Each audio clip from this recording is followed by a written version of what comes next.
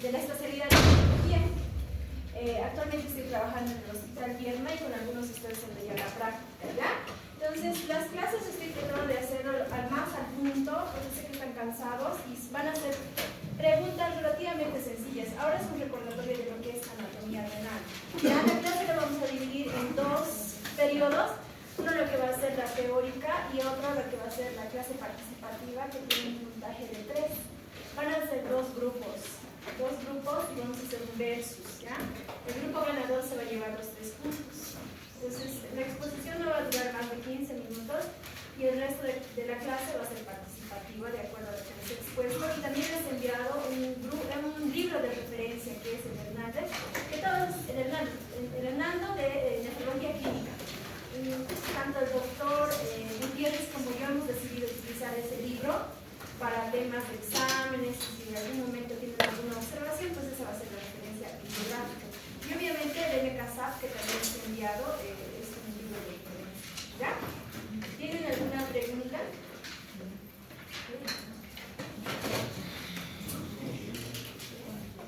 Subí el libro, o no tienen, o no están en el grupo, no sé.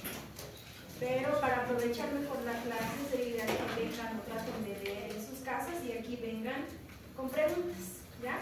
Hoy va a ser anatomía renal y la siguiente clase va a ser todo por fisiología renal. Es un tanto más pesado y quisiera por favor que puedan leer la siguiente clase para que sea más participativa, ¿ya?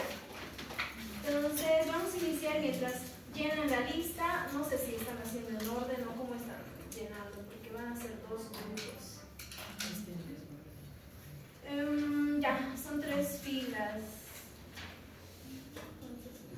Ya, tomen atención. ¿Ya? Entonces vamos a iniciar con la clase para no perder ya tiempo. El día de hoy es el tema de anatomía renal. Bueno, ¿qué podemos decir de la anatomía renal? Sabemos que los riñones son unos órganos retroperitoneales que están situados desde la vértebra T12 a la L3, ¿no? Y esta posición es como lugares de referencias anatómicas cuando la persona está de pie, ¿no? Tenemos 2 riñones que pesan aproximadamente de 150 a 160 gramos. En relación a sus dimensiones, de la altura podemos decir que mide 11 centímetros, a lo ancho mide 6 centímetros y el grosor del riñón tiene 3 centímetros, ¿no? El color es rojo parduzco y el riñón derecho se sitúa un tanto más bajo que el riñón izquierdo por la anatomía propia, porque en la parte superior, como sabemos, se encuentra el hígado, ¿no? Es en relación a la anatomía macroscópica, haciendo énfasis en un corte sagital de los riñones, podemos decir que, bueno, tenemos acá el riñón en su corte sagital, donde podemos ver que tienen un hilio, ¿no? En este hilio se va a encontrar el paquete vascular, encontrado por la arteria y la vena, arteria y vena renales, que son las arterias principales, y también se va a encontrar la pelvis renal seguida del uréter, ¿no? Como podemos ver, las pelvis renales terminan bifurcándose en lo que se va a denominar cálices mayores y posterior a estas se van a bifurcar nuevamente denominándose cálices menores. Seguida de esta, pues vamos a tener la llamada pirámide de Malpighi, que lo normal es de tener de 8 a 12 aproximadamente, ¿no? Acá, como podemos ver, el riñón en su corte sagital se pueden distinguir 2 áreas bien definidas. Esta viene a ser la corteza, donde generalmente se encuentran la mayoría de las nefronas, ¿no? Entonces esta corteza para nosotros es importante. ¿Por qué? Porque cuando hay daño renal severo, ¿qué quiere decir? Cuando son enfermos renales crónicos, esta corteza va disminuyendo, ¿no? Y como les había dicho, en esta parte se encuentra la mayoría de las nefronas. Y otra parte que se puede diferenciar es la médula, donde se encuentran las pirámides de Malpighi, que sí, igual tenemos algunas nefronas, pero la cantidad no es la misma que en la corteza. ¿Ya?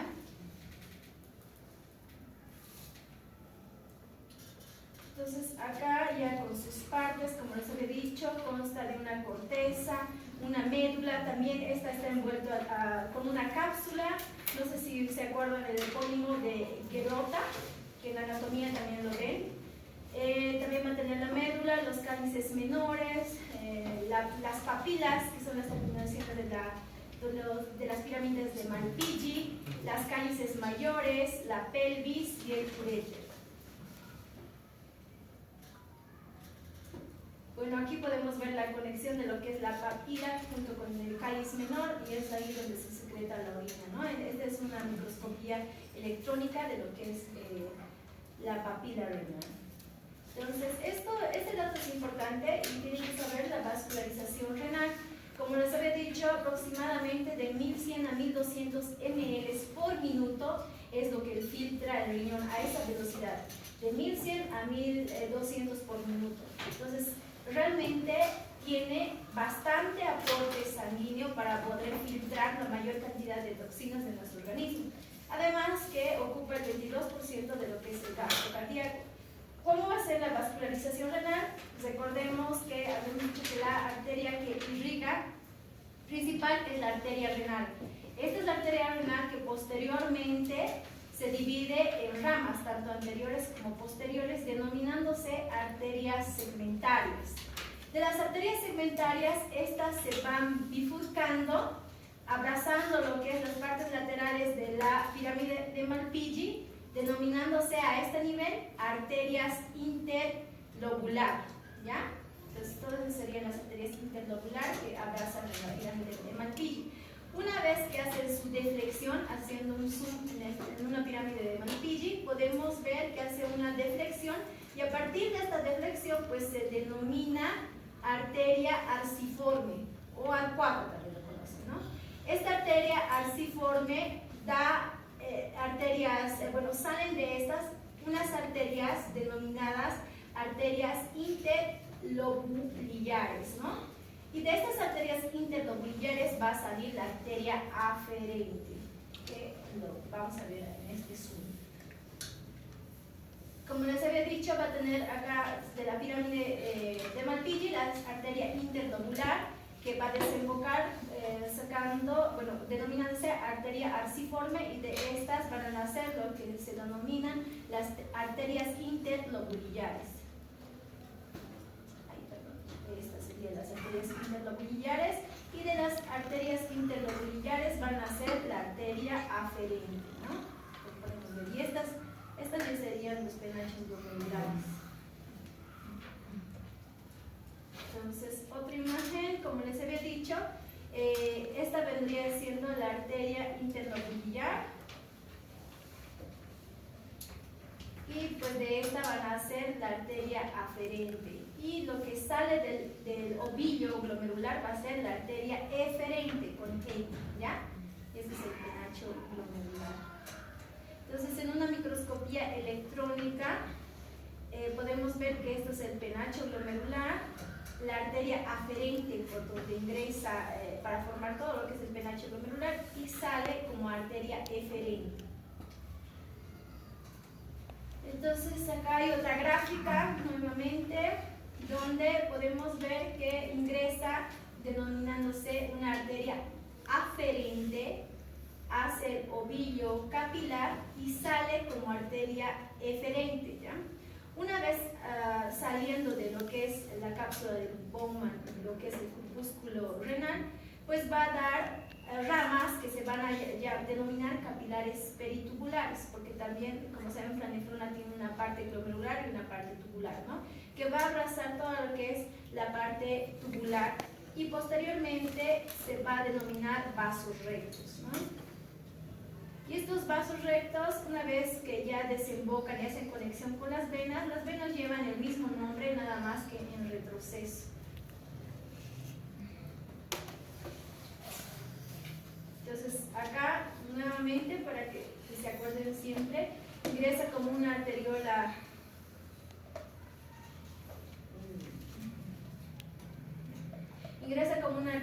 aferente, sale como una arteriola eferente, da los capilares peritubulares, luego se van a denominar vasos rectos, y los vasos, los mismos nombres, nada más que en retroceso.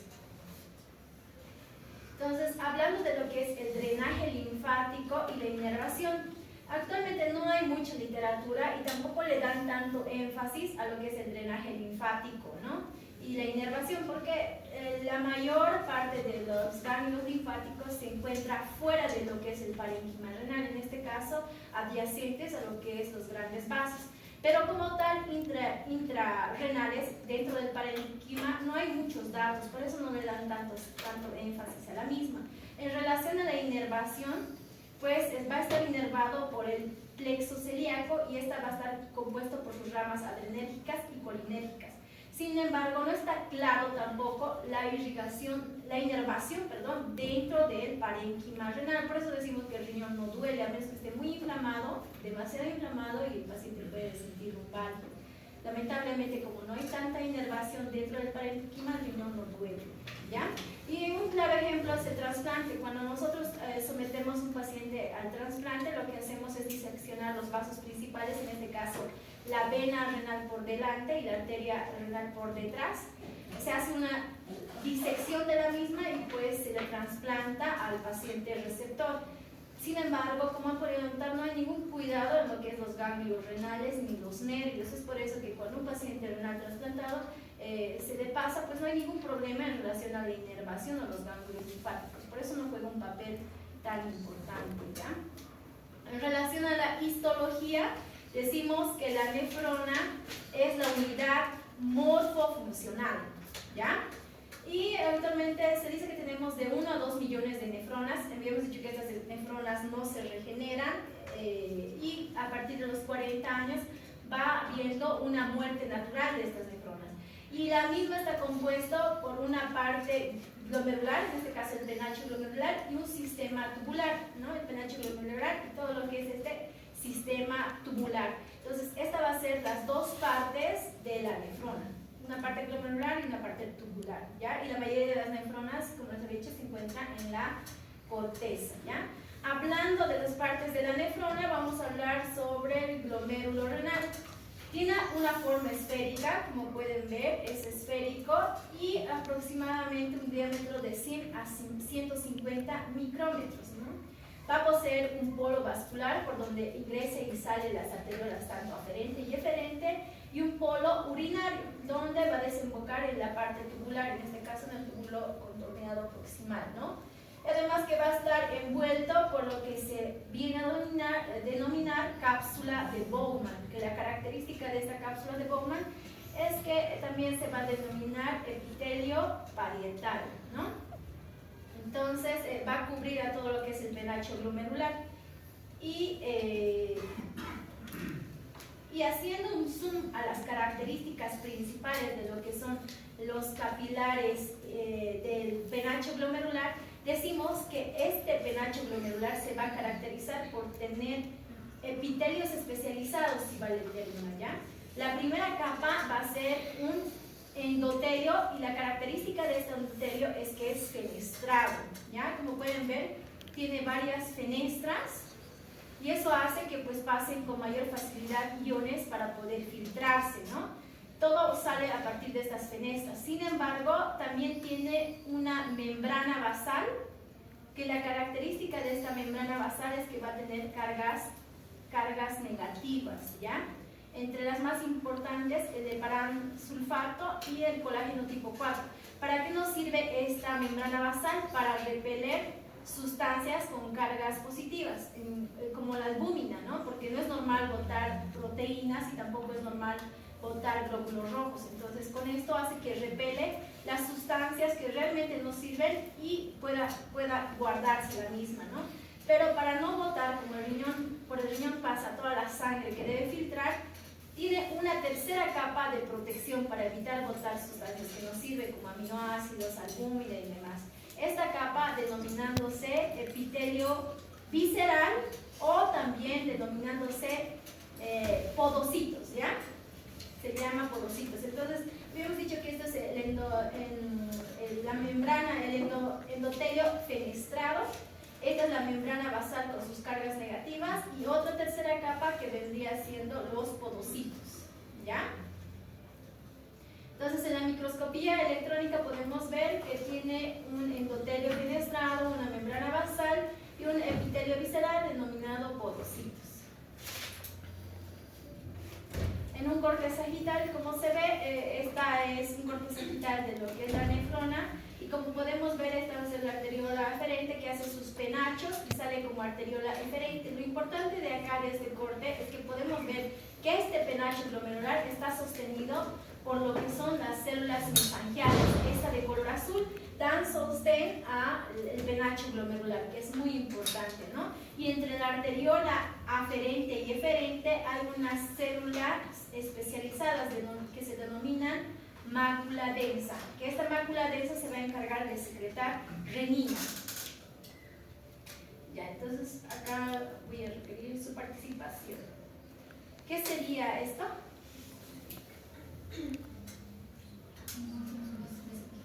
Ya, las células mesangiales, muy bien. Esta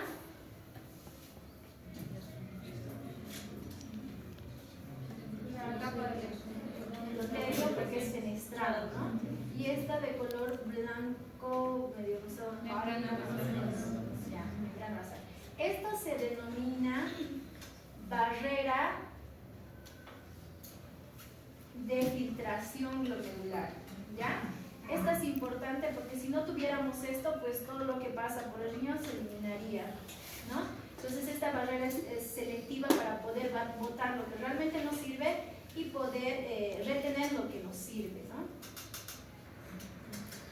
Entonces en la microscopía electrónica se ve algo así.